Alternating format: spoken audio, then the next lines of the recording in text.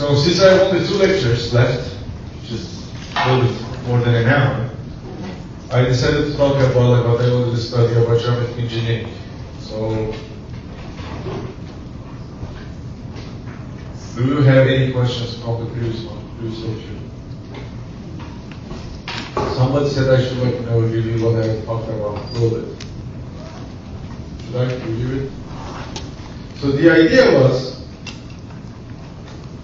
study tank B type 2A string theory, as I said, and I will tell you why I also include M theory, 11-dimensional M theory, and you go down on the Calabi-Yau threefold to 6-dimensional, then you end up with 4D gauge theory. Actually, when I said gauge theory, I kind of lied because it has gravitational and string theory corrections. Okay, and when we're going to go to the gauge theory, we need to turn them off. So we will take what's called the field theory limit.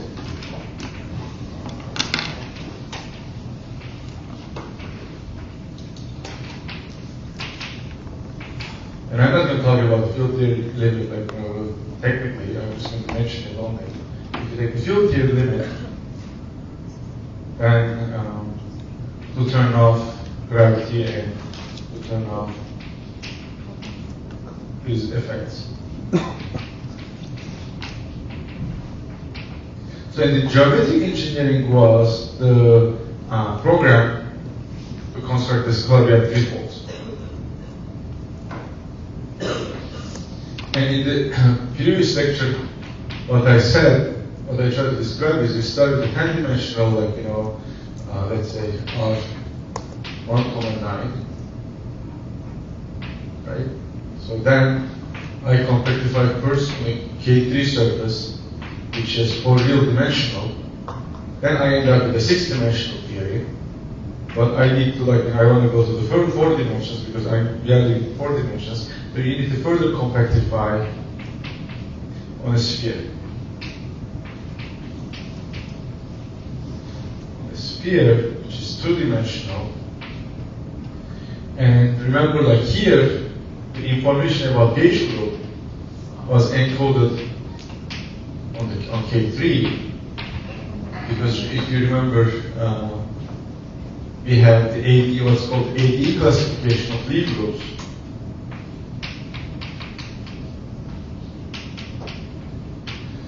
Of Lie groups, but this is this is the gauge, the Lie group theory part. But here, the K3 singularities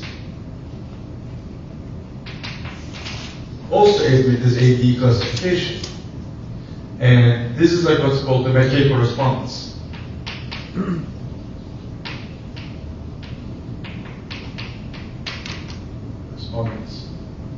Okay. So geometric engineering encodes the information about gauge theory by this correspondence between the singularities of K3 of the intersection matrix of the resolution of K3 singularities and AD classification of the Lie groups. Sorry, can we just a bit elaborate this K3 singularities? I mean, you started with orbifold singularity, right? And is it orbifold symmetry, like Z2 symmetry? Yeah. If you, let me give you the example again. If you move C with Z3, okay, you get a cone. Like threefold. Okay, this theory doesn't have anything to do with that way. It's just generally that theory. It's just so if you get this, you get the cone, and if you can, so on spaces, you can define a Lie group action, meaning there is a group action which takes a point on a space and maps to another point in the space. Okay, so these surfaces admit that kind of action. Those actions usually take an arbitrary point to another arbitrary point. A generic point and a generic point, but it's possible they have fixed points. such as tip of the cone. Yeah. So then, I mean, this is called like the singularity. So the fixed points of the Lie group action on a manifold are the singularities. And then you can resolve them. And, you know, then Kodaira classified all the possible type of singularities that K3 surface can admit. Then we replace the singularity with kind of sphere. Yes. Right? But it is like a hypershell or like a, No, it's just or just two-dimensional. Two-dimensional sphere. And they correspond to two cycles. I think I missed something. Did you say that S action is invariant at that point singularity? It's not invariant. It's just like that group action has a fixed point. Fixed point. It means like if you add to that point, the origin with the group, with any element of the group, the point doesn't move. Here you can actually talk about the U1 action, rotations. And any other generic point will be moved to another point on the space, except the origin. And so origin is the fixed point of the Lie group action on the cone. And then you can resolve this, you know, by replacing the origin with the sphere. That's not the only way to get rid of the singularities, but that's one way. So your symmetries give number of singularities, right? Sorry? Number of symmetries give the number of singularities. No? What do you mean number of symmetries?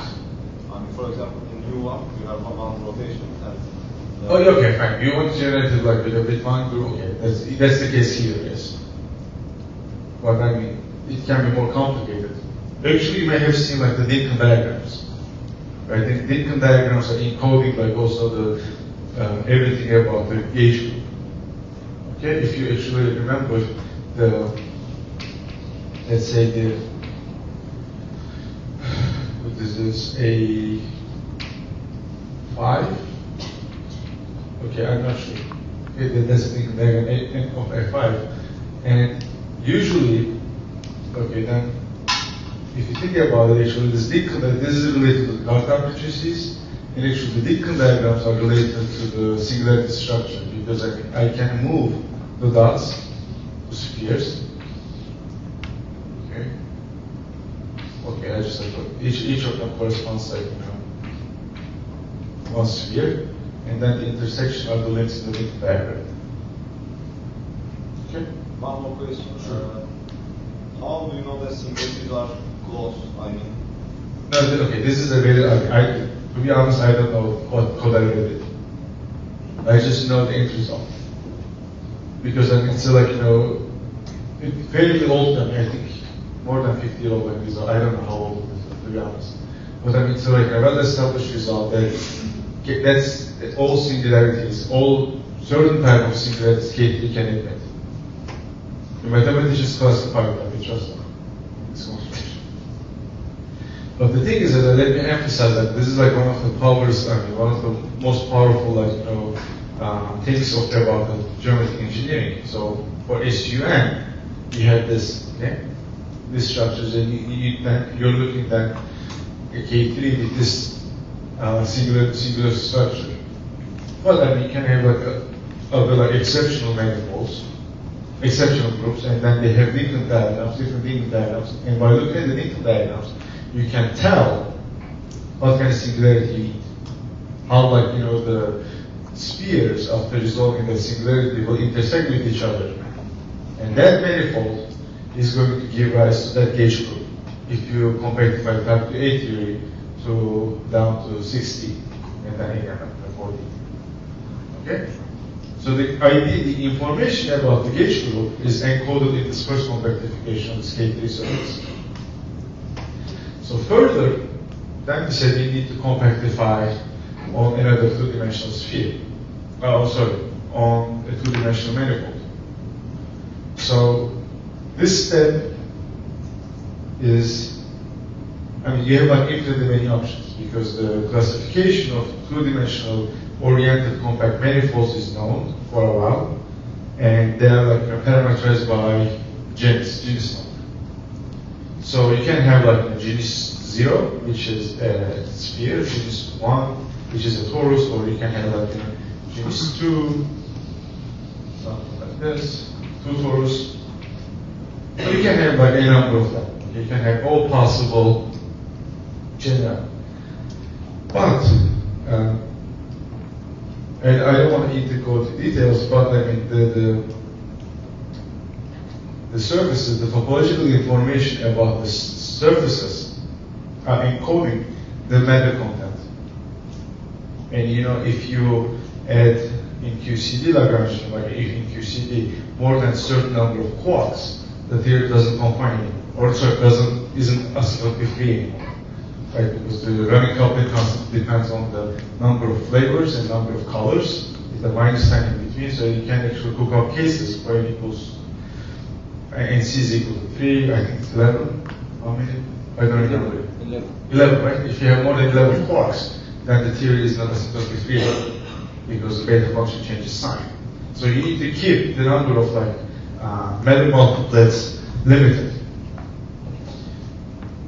So there's the same idea. Since like the surface, you are like compacting from 60 to 40, you also like encodes how multiplets you have in your theory.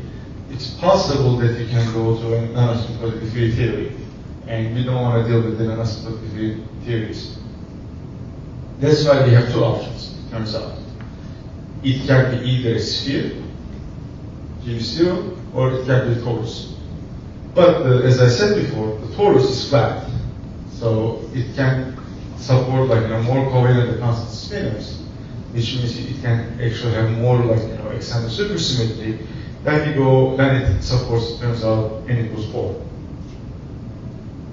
That's why we are going to restrict ourselves to a sphere to end up with the n equals 2 theory. Because for n equals 2 theory, we know in 4-dimensional we have the Seiberg-Witten solution.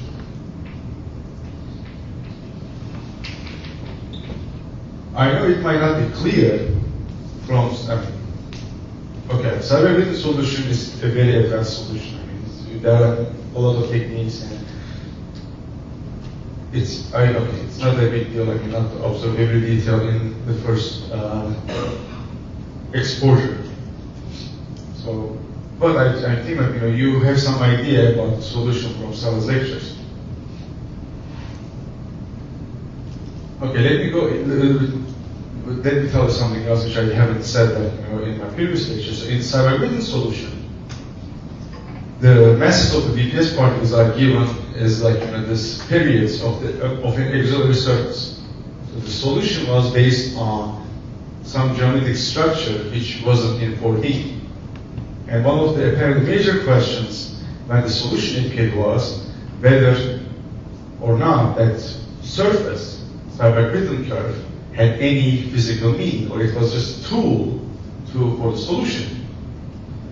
So until the geometric engineering appeared, it wasn't clear, and geometric engineers made people realize that surface had a significance.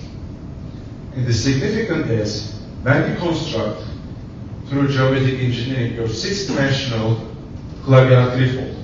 Okay?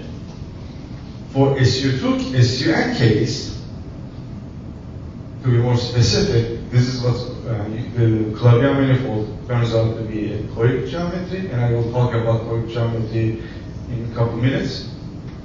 And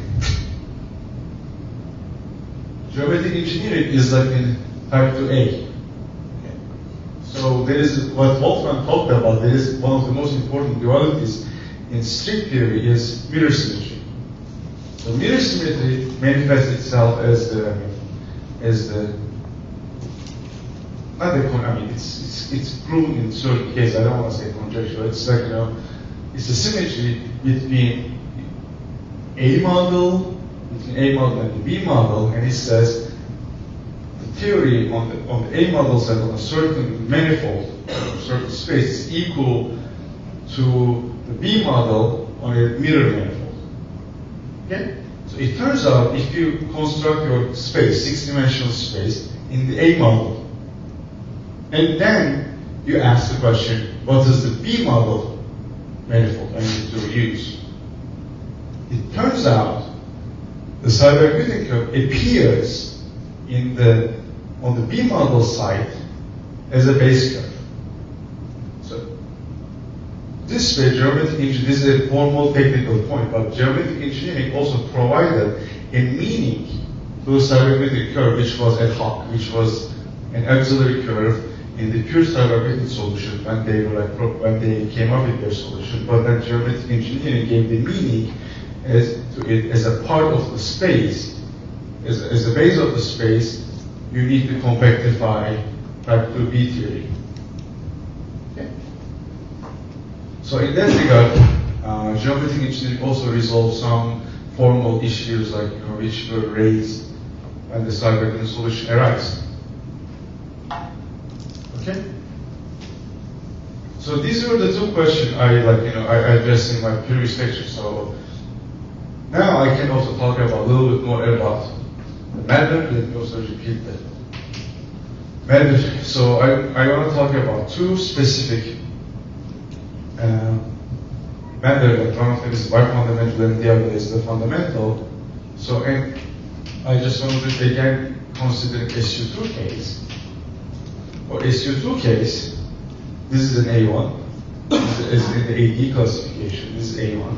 So it has only one sphere. Okay. So as I said, this is like part of the K3, and this is the fiber of another sphere. Okay. So this is the base. This is the fiber. Okay. Let me on a side note, let me also try to tell you what the fiber is. Okay, what I mean with fiber. So I assume most of you know that if you have a space, it's a curved space or any space, okay, so you can pick a point and define a tangent space there. But it's just like this. This is my manifold M. I have like a point P, and I can have like a tangent space which is located at P of M. Okay? So what I can do is I can actually construct a new space which usually is denoted ignoring the point P, the base point, and say that this is like the formal union over all points on the manifold. So I've just taken every single point on my manifold and I sum over all of them of the tangent spaces. Okay? Then I get the tangent bundle. So this is the tangent space. This is the tangent bundle. Okay. So what is this? So you associate every single point on your space. It's tangent space. But nobody. You can actually further advance this construction by actually associating not a point to not a vector space or not a tangent space at the point but another space. And a good example is coming from the gauge theory, because at every space-time point you have a Lie group living there.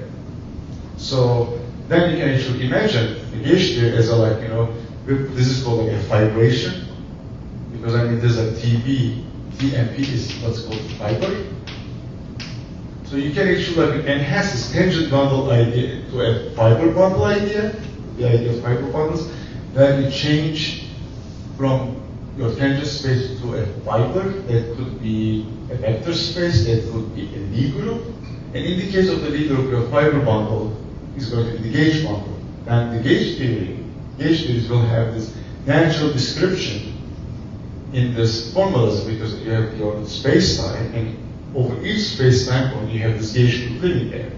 And that's going to be your fiber. And remember, I was talking about A as being the connection because it appeared on the covariant derivative, and F mu as the curvature from this connection. And of course, if you write everything in the fiber bundle picture, then you know actually that's the connection of the fiber bundle of the gauge bundle, and that's the connection or curvature of the fiber bundle. So everything in that picture becomes very natural. So this is rather abstract. This was rather, so let me just give you a very classic example about like, you know, what I mean. So one example of the fiber bond, or like, you know, that this construction can be non-trivial is this. Imagine a circle. Sorry? Yes. Does each tangent spaces correspond to Rn spaces? I mean, in this case, if n is an n-dimensional, if the dimension of n is n, okay, then this is going to be isomorphic to Rn. But, okay, the caveat is this. The tangent, let me tell the caveat. Okay, so, for example, take a circle, okay? And this is your base. And as a fiber, let me choose a line segment. Okay, so I have a line segment here, I have another one here, So I have at every point a line segment. So if I just do the trivial one, that's going to be a cylinder. Right? And then it's going to be S1 times the fiber I, the line segment. But I can do something trickier. What I can do is I can, like, you know, start with this. And okay, I don't know how to draw this. So I can give a twist. Okay? Okay? So okay, while I'm going on the circle, I can take my line segment and rotate it. It was something like... Where is that? And that's going to be, that's a cylinder. And that's going to be a Möbius strip. Okay? So this construction also creates non-trivial topologies, because I mean, this is an orientable surface, and this is not an orientable surface. So you need to know about this, like, you know, transition functions, how you go from one patch, because if you can divide your base manifold into, like, you know, you can introduce a covering, you can introduce open sets, which like patch together to start to cover the whole space. So once you actually, like, you know, define these open spaces, locally it's going to be that base, the covering or that open space times the fiber, but globally it can be a very complicated topology. And the example is like this cylinder versus Möbius band. And the difference is, like, you know, when you go from patch to patch, you just define like transition functions, like how the fibers are related from one patch to the other in the overlap area. Okay? So here, I'm going to have the same thing, the same, that's why I call it like fiber, because over my base, over each single point of my base space, there's a huge like K3 sitting. So I'm just saying vibration because I can do complicated things. It doesn't have to be product space of base times the fiber usually test.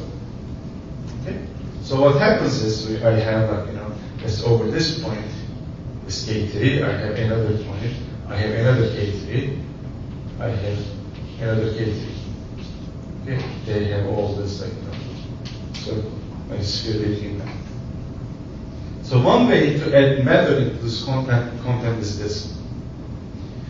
So as I said, the gauge group information is encoded in this fiber, in this K3. What I can do is I can assume, over this I can pick a point, an arbitrary point on my sphere, and the fiber is except this point, over all other points, I will have the same K3 with A1 singularity. But over this particular point,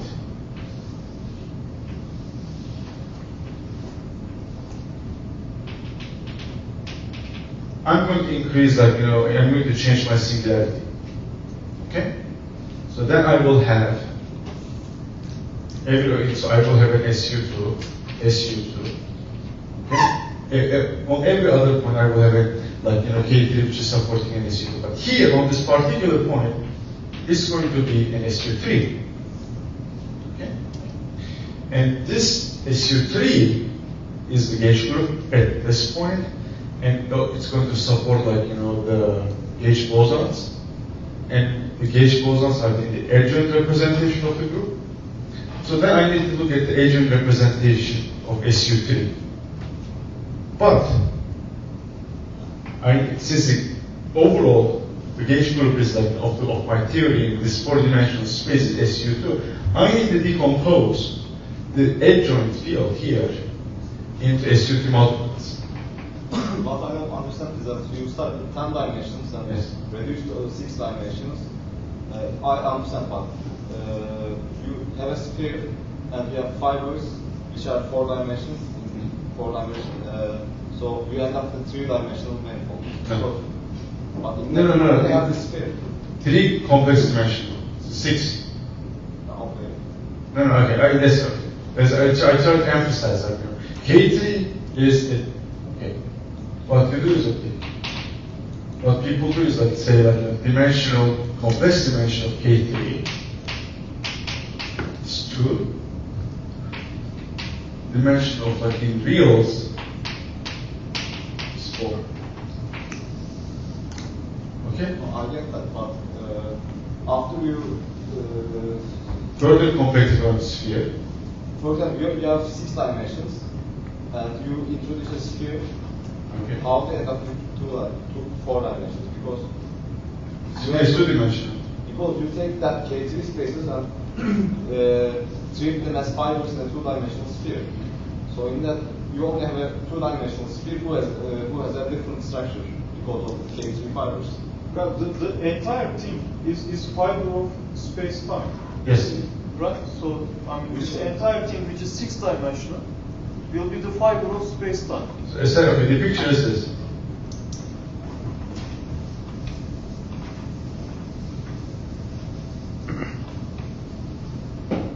So take your R3 times time, let's say. I'm just looking at it. So take a generic point. Over that point you have a sphere. And over each point of the sphere you have the K3. Okay. It's a fiber. The sphere is a fiber too. Yes. Okay. Of the space-time. So this is like considering only one single space-time point. So on each space-time point you have this whole structure. And okay, this is like what I call it. This whole thing is my 6-dimensional clavier freeform. I compactify on this. Okay. So here, okay, here I have the sphere. Then I do something that instead of like having all the fibers the same, I'm going to like enhance the singularity over one point. Then I increase like the gauge group there to SU3, and I can decompose the adjoint representation of SU3 in SU2 group. And then it turns out I will get like the adjoint of SU2 and 2 fundamentals and 1 scalar, I guess.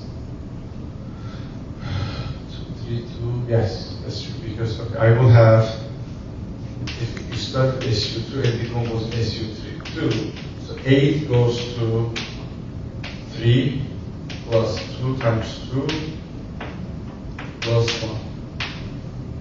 Then this ends up to 7, 8. So the adjoint, the gauge multiplet of this SU3 acts like the gauge multiplet of the SU2 and 2 fundamental matter fields. So these are going to be the fundamental matter fields which will appear in my 4-dimensional space. So this construction gives me the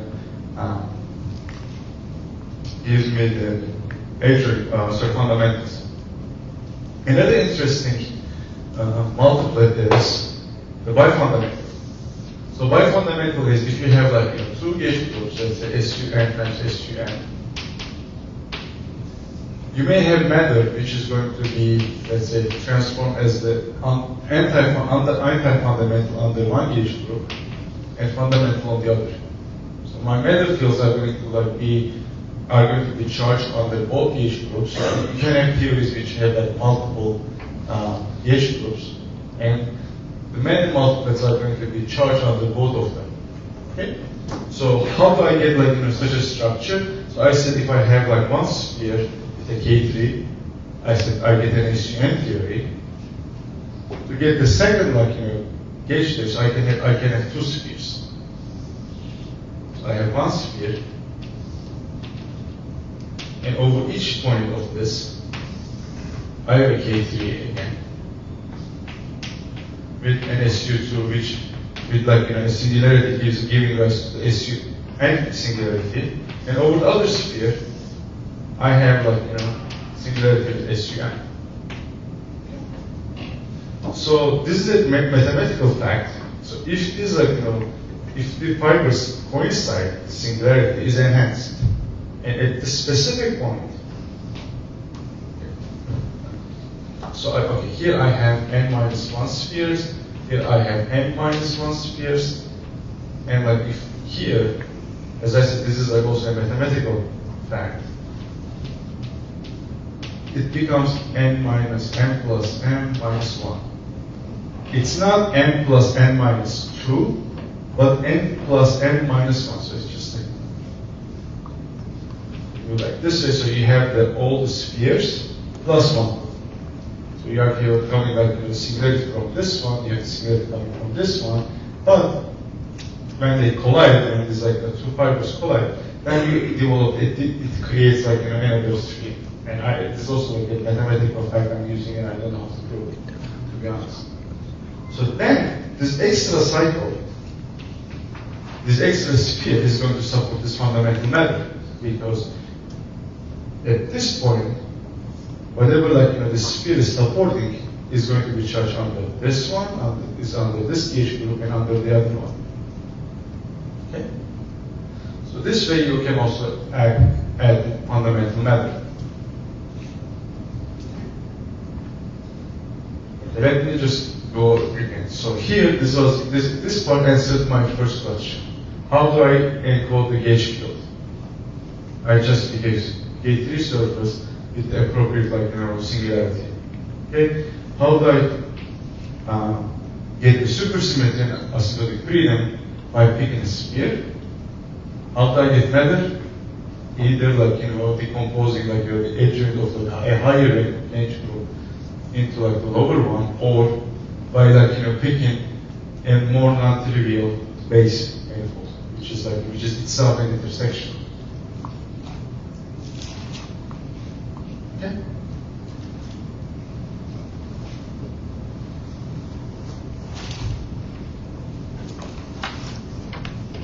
Okay, so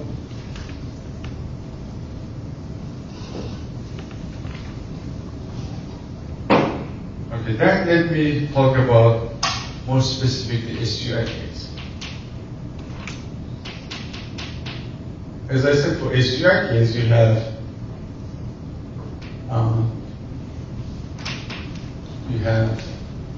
an A1 minus 1 singularity fibered over P1. This is a sphere. And this geometry is what's called the toric geometry. Okay. How can you understand the toric geometry in the simplest way? Okay. The simplest toric geometry is C3. Okay. Three-dimensional complex space. So one way to talk about C3 is having these three coordinates. Right? We have Z1, Z2, Z3, Z3, like we have in R4, R3, it's exponential X3. But now the coordinates are complex, so this is a six-dimensional space. But I can do something more clever. I can actually represent this as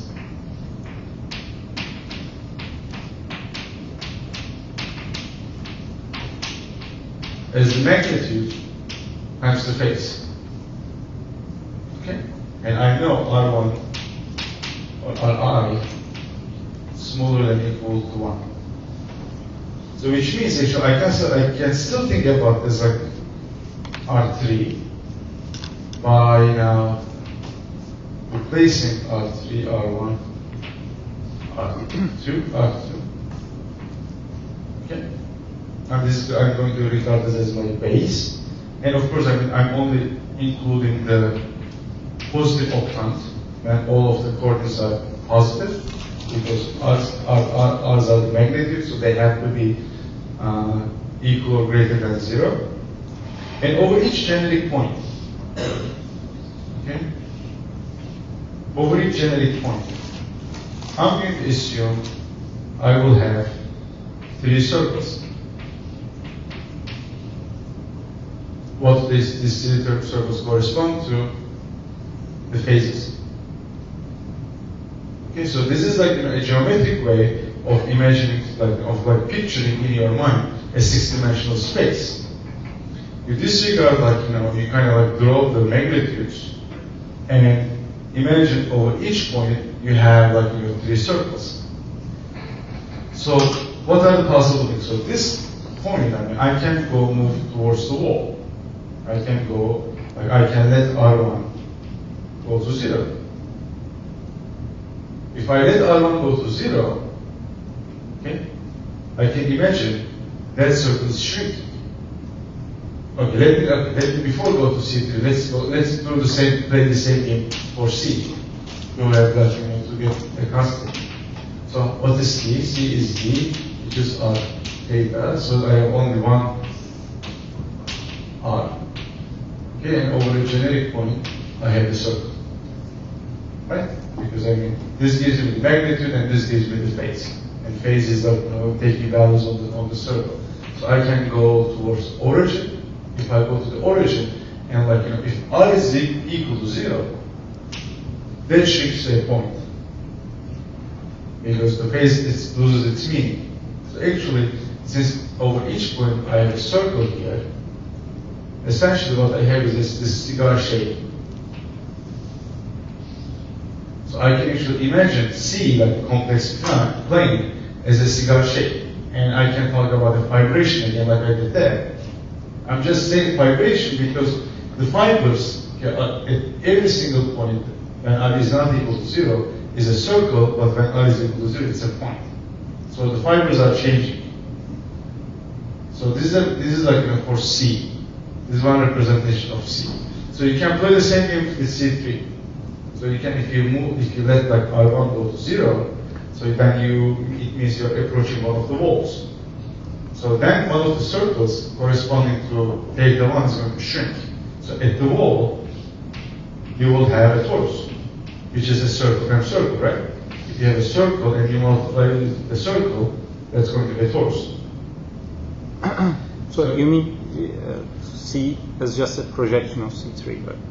No, I'm just saying. In a sense. It has C3 has 3 C's, right? C. Yeah, our product of 3 C's. So what I'm saying is if you just move in C3, if you let R1 go to 0, then one of the circles is going to shrink in this description. What you can do is, you can also let R2 go to 0, look to this point. So then, both R1 is 0 and R2 is 0. 2 circles are going to shrink. You will only end up with this circle. Okay? If you go all the way to the origin of this C3, the base, then everything like R1, R2, R3, they're all 0. So all circles shrink, you will get a point here. Okay? So pictorially, what you can think is if you just have this base, actually you have a cigar here, you have another cigar here, you have another cigar here.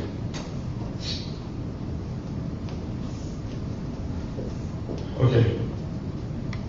But you can have, and then you can draw this cartoons. I mean, you can, every time you don't draw this discs, this vibration, you just have this R3 in mind, and then you just imagine you have circles living on top of them. And then you can actually get rid of one of the circles, which is kind of redundant, and this is okay. It has a symmetry which you can factor out. You want symmetry, don't need to worry about it. So you can just actually project this to the plane, and then imagine over this plane at the generic point you have a torus, and over a line you have a circle. Okay. Give me 1 second. Let me just turn this off. Give me 1 second.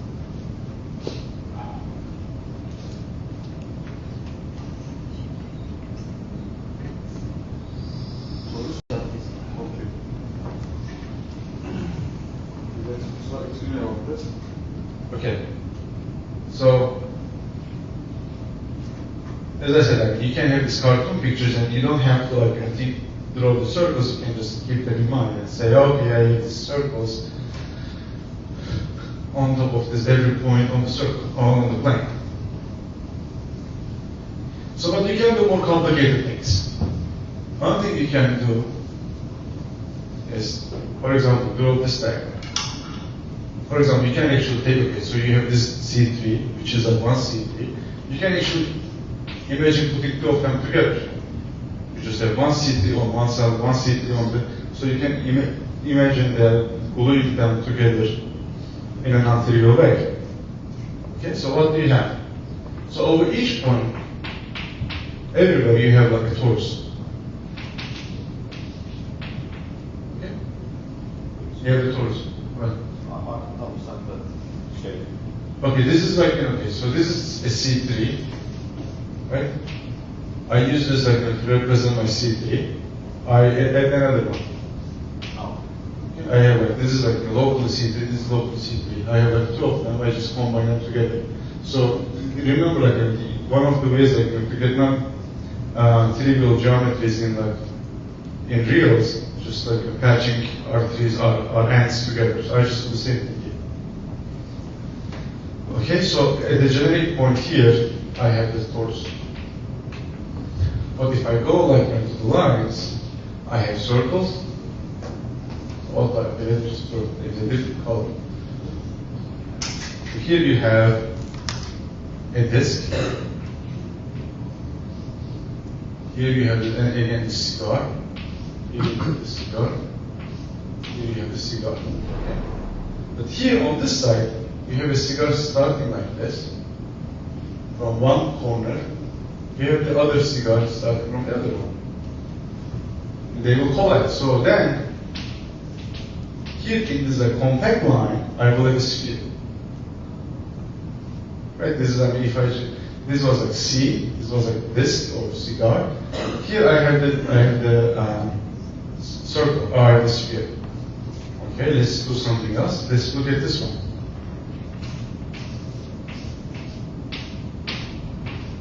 Okay, along each compact line, I will have a sphere. Same here. And then the sphere here. So this looks like actually a sphere times a sphere. Right? You have one sphere, you have another sphere. Which is exactly the case like we talked about here for SU2 case. You had a base sphere, and you had another sphere like on top of it at every point. And this is okay. This is called like this. What's called the resolved manifold. Okay. At this point, you should guess this sphere is coming from a resolution of a singularity, like we described before, when we were removing the singularity. So it's exactly a conical singularity, which is then resolved by the sphere, and then you get this resolved conical geometry, which is very important geometry in topological strings. And then you have what's called the local P1 plus P1. P1 is just a sphere, like a sphere. And it's like P1 plus P1. It's called local because it's embedded in a non-compact geometry. And this is like to make it a Clavier manifold. A Clavier manifold is a manifold which is like which admits like flat metric, rigid flat metric. And this actual geometry engineers SU2.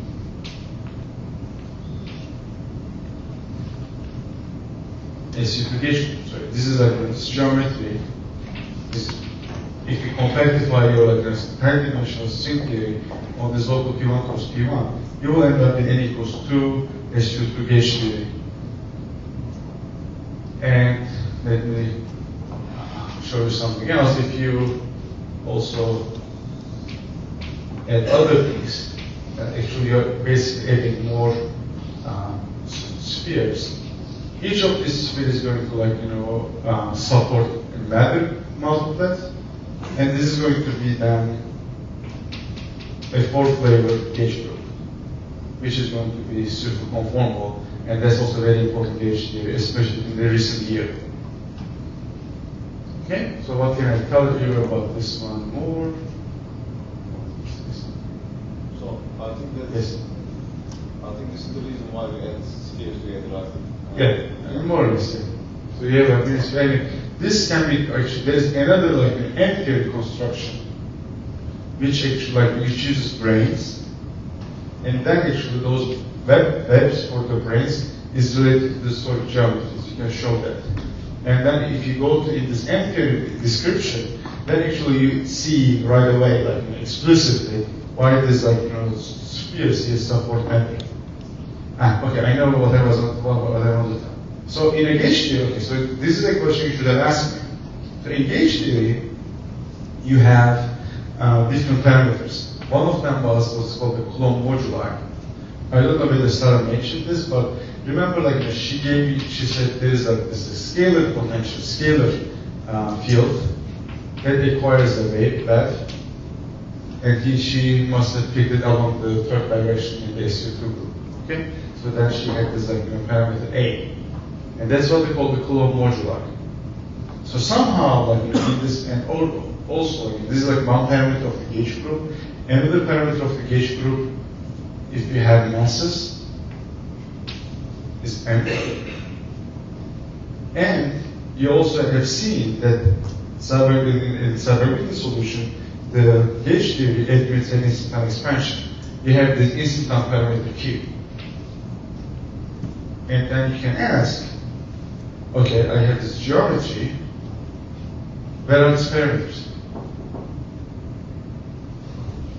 It's a very good description because the parameters are related to the volumes of the spheres. So the information about gauge theory is encoded in a geometrical way in the volumes of the spheres we found. And let me tell you how they are related. So this sphere encodes the instantons, Q. This sphere encodes the Coulomb branch. And as I said, since they are supporting like the matter, this 4 corresponds to the masses. Okay? So you may actually have like more complicated, for example, in SU2, she solved you SU2 theory. So if you have SU3, then you have actually like, a geometry which is like,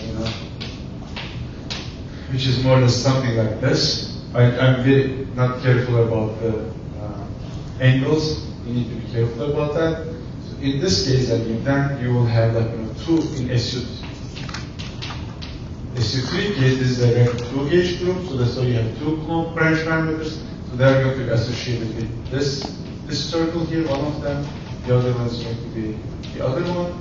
And again, this is going to be instantons, the same, the base.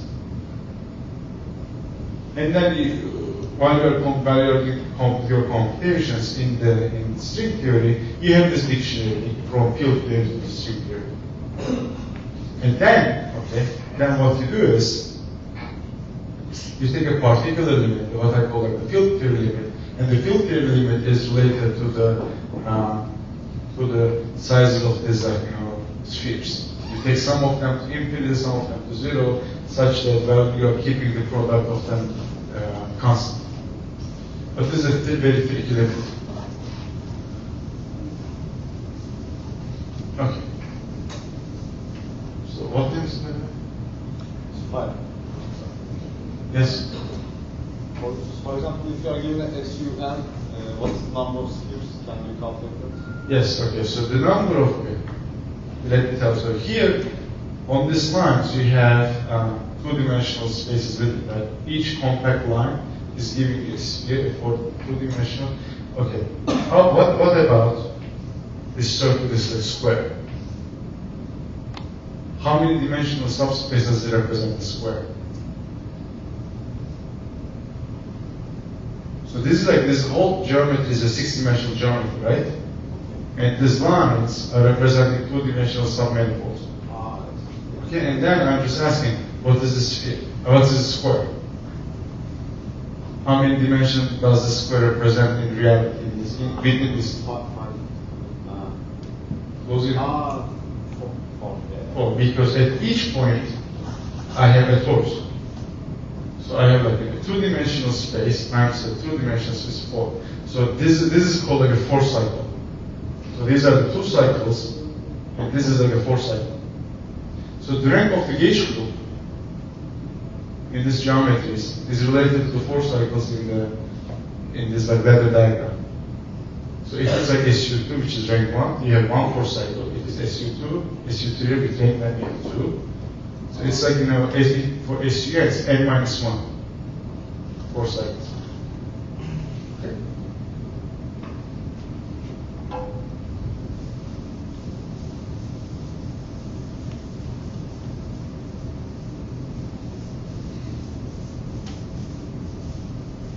Okay, so let me talk about a little bit.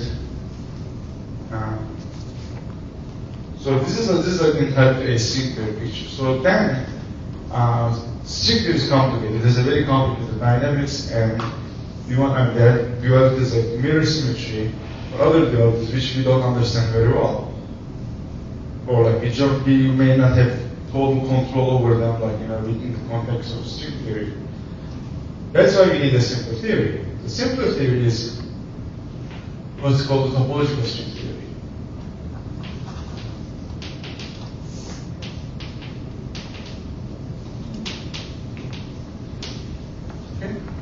So topological string theory is looking at maps from, let's say,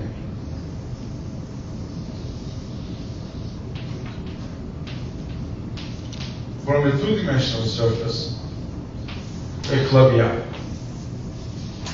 This is my clavier threefold. Okay. And I'm looking at maps, okay, coming from this genus G-dimensional surface. It was like, space. And this idea is like, coming from string theory, right? I mean, actually, while we were talking about the parity tables, remember for a point particle, we had a line in the world line. And this was actually an embedding, okay, to the three-dimensional space from time. So you have time axis, time line, you have one-dimensional manifold, and you were looking at the maps to a target space, and that you were summing over all of them. So in string theory, if you don't have point particles, you have strings. That's why you have also another dimension. And then you're actually looking at surfaces embedded in this target space. Okay, similarly, topological strings, you are looking at the maps from a two-dimensional manifold, or two-dimensional space into a target clavier threefold. Right? There are very complicated reasons why it has to be three-manifold. And topological string theory comes into two flavors, which are called A and B, and they are related to type 2A and type 2B. So these names are not completely random. And okay, let me briefly tell you what A and B are. A and B are referring to what's called twisting, topological twist. So as I said, for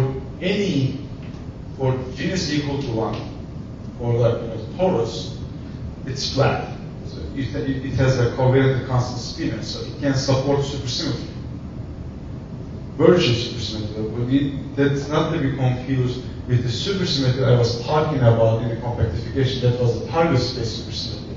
That supersymmetry lived here on this space. So this is my target space. Sorry, it wasn't in this space. So it was like this, R3, R3,1. Okay. So because this is okay. Right. So I have R3,1, 1,3. So over each point of this, I have a clavier up, and I had this SUSY here. I was talking about supersymmetry here in the geometric engineering. But when I'm talking about the topological strings, if I'm talking about the supersymmetry, I'm talking about the supersymmetry which lives on the verge, doesn't have anything to do with the target space supersymmetry or the supersymmetry in space-time. So we have supersymmetry here. And to support the supersymmetry, you need to have covariant constant spinors, which are not there unless you are looking at the torus. So therefore, we want to sum of all possible worksheets, like all possible maps, not all possible maps, certain type of maps from all possible general surfaces into our target space. So for that, you need to do something. What we do is what's called the topological twisting. Topological twisting mixes the Lorentz symmetry living on the worksheet with the R symmetries, with the global symmetries of the worksheet. R symmetries are the global symmetries. They don't depend on position. And the procedure of twisting is making these global symmetries local and coupling them to the Lorentz symmetry. In this way, you are able to change the spin statistics of the field theory. And fermions starts transforming as scalars. And when you do the twisting, you get like fermionic degrees of freedom, which are invariant under the new Lorentz group. That part is gigantic.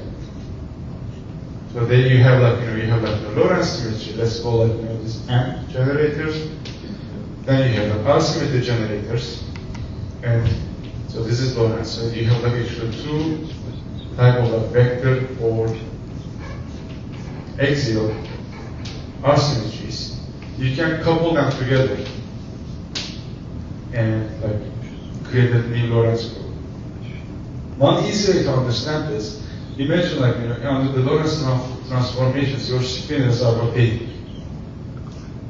But you can compensate the rotating by rotating them again under the R symmetry transformations. R symmetry. So you, like once you're rotating the Lorentz symmetry, you're also rotating in the R symmetries, in the global symmetries, and then you compensate them.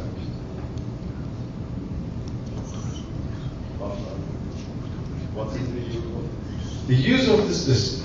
So once you do this, okay, you start having fermions which are covariantly constant on any arbitrary Janice surface. So I can start talking. I can start talking about supersymmetry. Supersymmetry for all G. Okay, that's one advantage. Second advantage is more fundamental. You can start with the full theory and can get like generators. Can use the supersymmetry generators to reduce the Hilbert space. There's a well-defined procedure how you reduce the Hilbert space. You just reduce Hilbert space by identifying certain states with each other and group them. And then you just group them, and those are those are your states you want to deal with. And if you twist the theory and then define your theory for this reduced Hilbert space, the correlation functions of your theory becomes independent of the metric. That's why they're topological. So the correlation functions of the metric of this theory are independent the metric you introduce on the worksheet.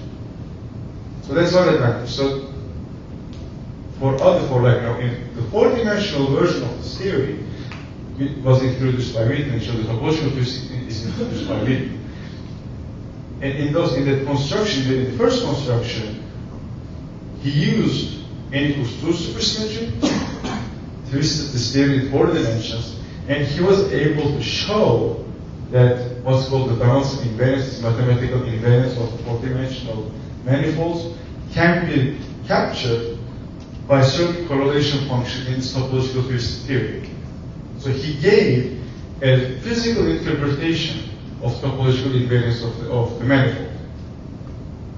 And this was the start of the topological, what's called the cohomological or Witten type topological string theories, because we have also other type of topological theories, like transience theory, which are manifestly topological. So the Lagrangian is manifestly topological, the measure is topological, nothing depends on the metric. So the partition function of the theory is independent of the metric. So it defines the topological quantities or topological properties of the underlying space when you're writing out the theory. But in the second type of topological theories, you just, first of all, change the spin statistics by changing the Lorentz group, by changing, therefore, like the energy momentum tensor, and change the spin statistics. And then this, when you do that, you don't do something drastic to the theory. You're just redefining your symmetries, which are already present.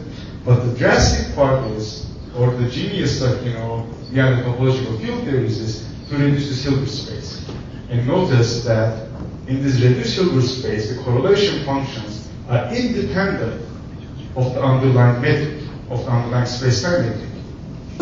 And this is like the sigma model version, which means you're looking at maps from one worksheet to the target space.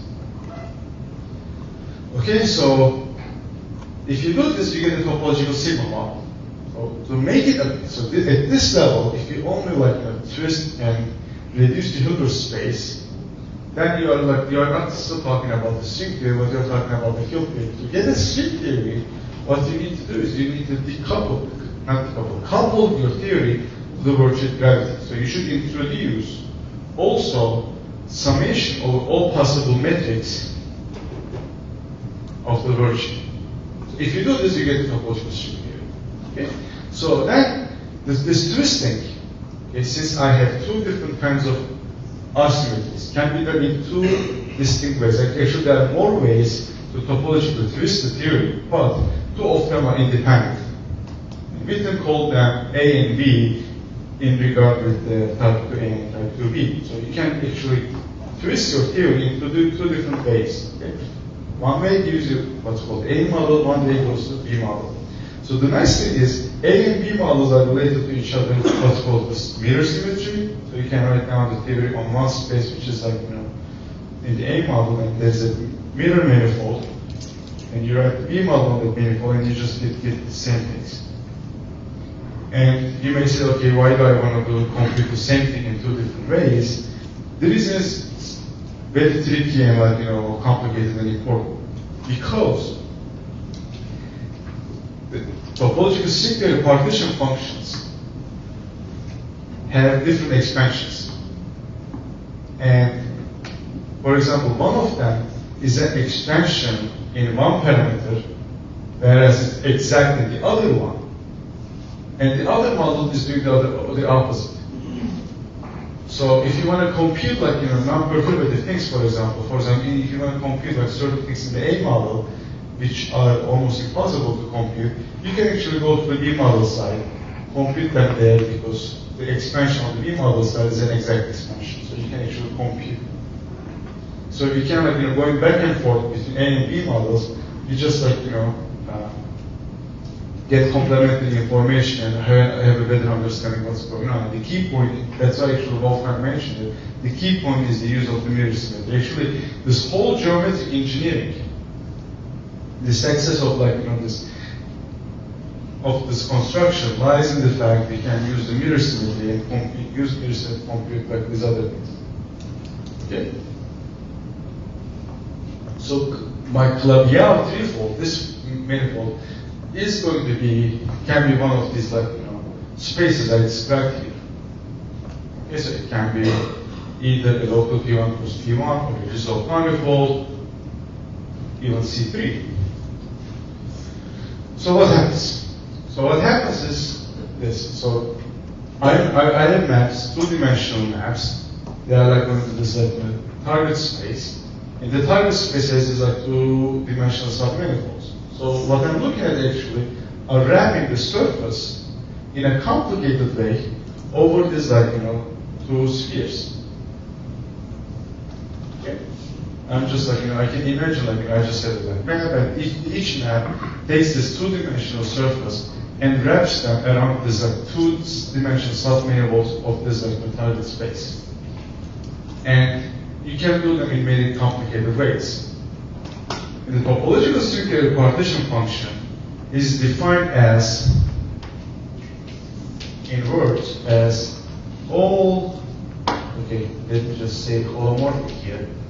Again, as we were talking with Sarah in the discussion session, holomorphic appears in many ways, also in topological strings, and here you are observing all possible holomorphic maps, because you can define here Z bar, and this map will depend only on Z. So all holomorphic maps from this target space of the Clavier, and you just weight them by the area measured in the target space. Okay? So that's your partition function, that's your generating function. You sum over all possible maps from this space to this one. And while you're summing them, you just take e to the area as seen in the target space. Yes? Does it have something to do with the other parameters like M? Yes. Yes. This area, okay, is going to be related to the area of the spheres. So you can have, for example, maps which are going to wrap this base once, twice, or it can wrap like once this one, once the other one. And then the contributions, the areas are going to be encoded in this area like this. So when you get a topological string theory partition function in terms of the volumes of the spheres, then you have the dictionary given by the geometric engineering translating that thing into gauge theory language. You just confound it that you can wrap around. Yes, but it's complicated. I mean, it's not like it's a very complicated algebraic geometry problem, which goes under the name gravimetric theory. So actually, for more mathematical oriented people, type 2A is the gravimetric theory. In actually, mathematicians have Does type 2 cover the all I mean, method does type cover all the time. You're saying Yeah. And of course, you need to be careful because this is like the spheres, right? But this is like higher general objects. So the covering problem is very tricky. Okay, so and then what I can do is this: I can group my partition function. So this is my partition function. So then I can look at this one, the log of Z. The free energy of the SI. Turns out, if I look at the energy, free energy, that allows me a sum like this, so over genus from 0 to infinity, the coupling constant 2g minus 2 fg.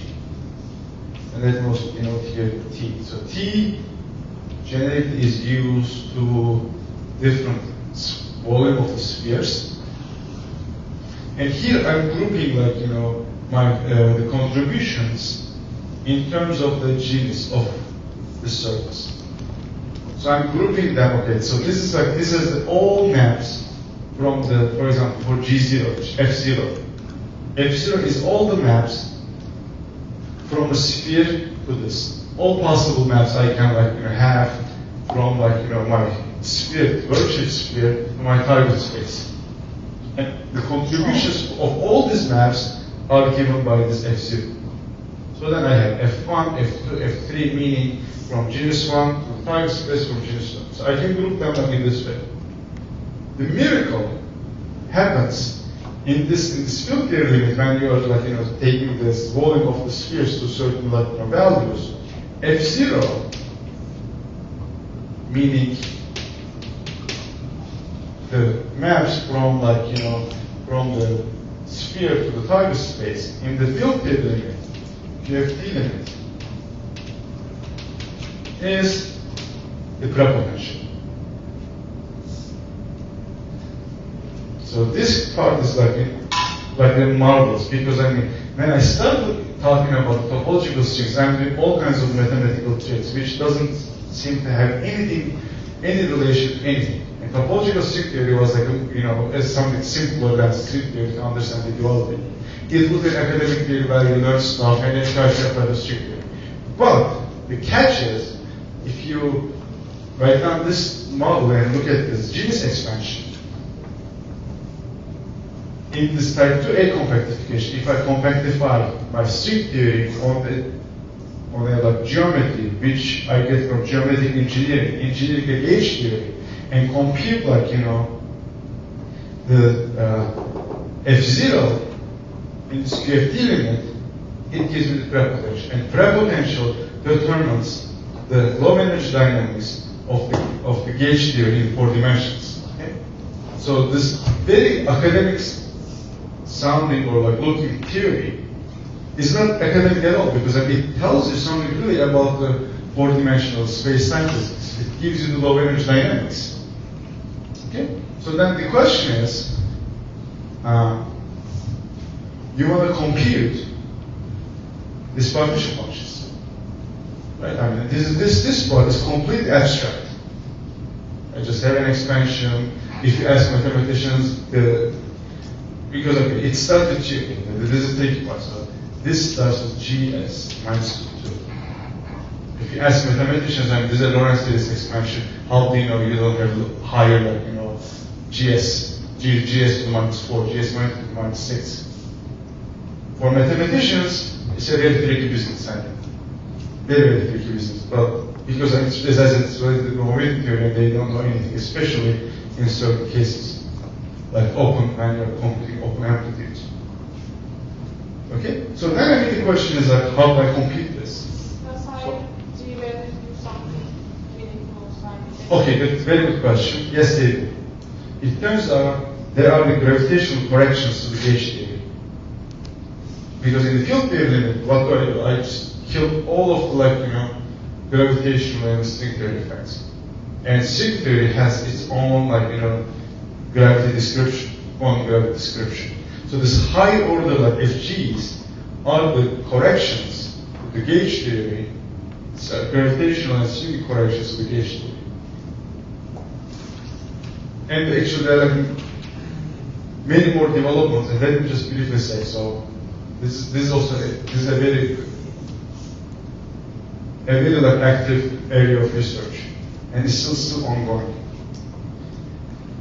So from, like, you know, Sarah's lectures, you should have, like, you know, she should have said, unless she forgot or like she was rushing to finish.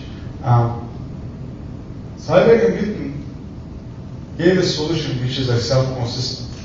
So they just make assumptions and check the validity of those assumptions, and, like, you know, consider when they, like, constructed a solution, they went back and made sure it made sense. So it wasn't a microscopic derivation, meaning it wasn't really from scratch. So that was after the cyber solution, a number of physicists, like, initiated the task to derive cyber theory from microscopic theory. Meaning, so you have instantons, you have, like, a space described with the instantons, and the correct order, the microscopic way would be integrating that instanton moduli, doing this integrals over the instanton moduli space, computing the contributions coming from the instantons, and seeing the form of F, graph potential. This was very hard, and they used very, very sophisticated mathematical methods eventually, and what they deformed the space-time. Okay, they introduced a new four-dimensional space-time, and on this space-time, they described some group actions, and they were able to lift those group actions to the modular space through this stupid recipe, very, very hard, like, you know, integrals, and eventually they've shown when they turned on the geometric deformation, they could recover, like, F. They could recover the graph potential. They were very hard integrals to do, but they managed to do that. It was a great success. But while they were deforming the geometry, they introduced, like, you know, these parameters, epsilon 1 and epsilon 2. It turns out they're, like, you know, fancy, they're very sophisticated, like, you know, mathematical construction. When they, like, you know, when they look at a particular combination of their expansion parameters, deformation parameters, if they are looking at a specific value of this, like, you know, deformation parameters, their expansion, their gauge theory expansion, reproduces this FG expansion of the topological strings. Okay? So then the question was, this is like what I was involved. If you don't have this condition, if they don't add up to 0, if they're arbitrary, can we define, that was a conjecture, there is like a topological string partition function which encodes more refined information. more like detailed information, and I don't think I have time to talk about this, what this more refinement means. So in this, like, if you base this this condition, you have a refined partition function, and can we develop techniques which were which I'm going to talk about now, to get this more advanced, more refined information. And there it was tricky, because I'm also from the gauge theory, because of this this is deformation, they get these gravitational corrections. Okay, let me finish by telling you the method how to compute these partition functions. Imagine this geometry. Right? Let's start with this one. So what people did. Okay, this includes my advisor and one of my collaborators and a couple other people. What they did is they said, okay, let's actually cut the geometry into pieces. They said, let us cut to geometry. That's also why I draw the geometry like this. They decided to cut the geometry, and they said, propose, if we know how to compute the partition functions or the amplitudes for a given C3. Okay. Imagine that I know how to compute C3. This is also C3, and I can do the same thing here. Right now I have a bunch of C3s. In this case I will have 1, 2, 3, 4, 5, 6, 7, 8 C3s. If I know to compute one C3, if I also know how to glue them together to this geometry, I can get the whole partition function. And they were able to do that. So they managed to compute the contributions of a single C3. And you may think, okay, there are C3s come in different shapes. That's fine, because they also show different C3s are related to each other by symmetry. So you can actually, if you pick one generic C3, like this one here, okay, then you can compute all of them by symmetries. Okay, so then you can imagine this as Lego. You have the same building block. You just glue them, you just arrange them differently, you create different things. So here, you have one building block, and you glue them differently, you get different geometries.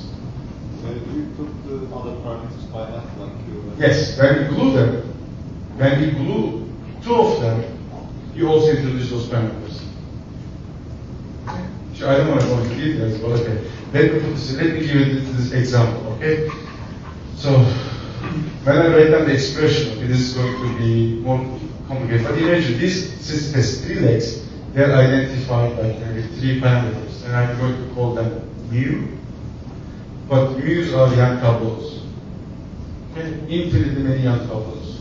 So they're not like a space-time in this one, they're just Young tableaus.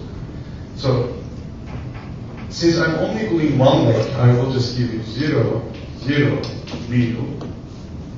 This will be one leg, or one vertex. Okay, this construction is C3s, the amplitudes corresponding to C3s are named topological vertex. So I have one vertex denoted by C with 3 labels.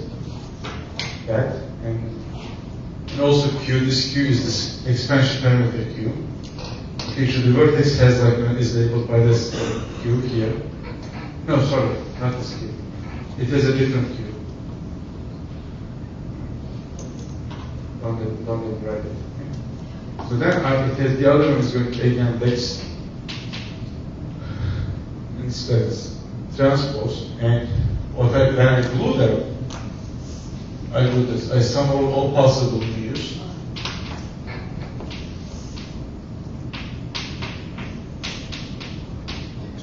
Okay, so I introduce the area of the sphere by Q.